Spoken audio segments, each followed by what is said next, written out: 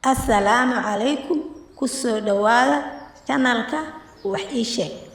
Aan isku sheegno. Maanta waxaan baranaynaa xubnaha jirka. Today we will learn the body parts. Timo, hair. Timo, hair.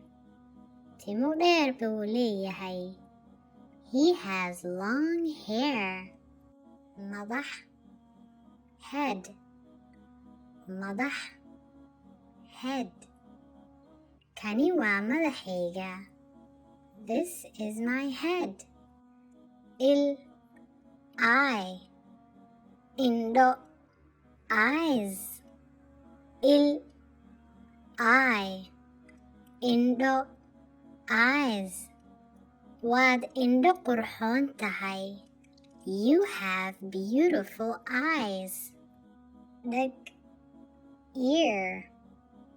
Dhego, ears. Dheg, ear.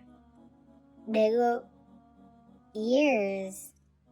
Waad dhego qurxoon tahay. You have beautiful ears.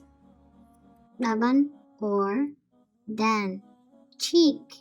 Dhaban or dan. Cheek. Kani waa dhabankayga or kani waa daankayga. This is my cheek. Dan or good jaw. Dan or good jaw. Kani waa gadhkayga or kani waa daankayga. This is my jaw. Af, mouth. Af, mouth. Kani waa afkayga. This is my mouth. Luqun or qoor. Neck. Luqun or qoor. Neck. Gerigu wuxuu leeyahay qoor dheer. Or gerigu wuxuu leeyahay luqun dheer. The giraffe has a long neck. Garab, shoulder. Garbo, shoulders. Garab, shoulder. Garbo, shoulders. Kuwani waa garbo. These are shoulders. Xusul ama suxul. Elbow. Xusul or suxul. Elbow. Tani waa xusul. Tani waa suxul. This is the elbow. Gacan, arm. Gacan, hand. Gacan, arm. Gacan, hand. Tani waa gacan. This is a hand. This is an arm. Ciddiyo, nails.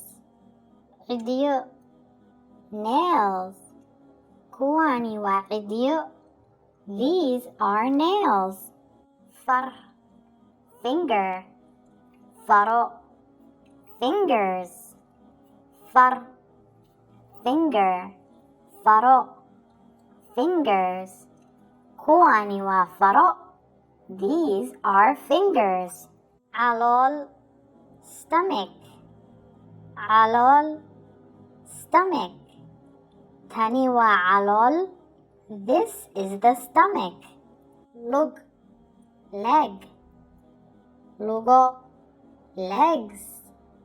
Lug, leg. Lugo, legs. Kuwani waa lugo. These are legs. Cago, cagaha. Feet. Cago, cagaha. Feet. Kuwani waa cagaha. These are feet.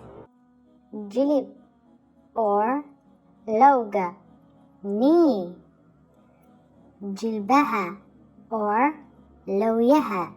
Knees. Jilib or lowga.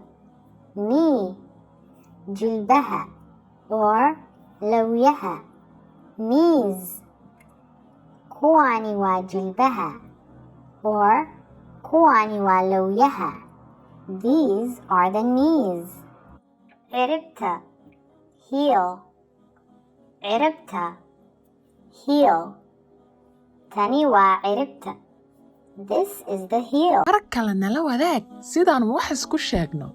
Join us next time so we can learn something new. Wax sheeg. Aan isu sheegno. And don't forget to like And subscribe.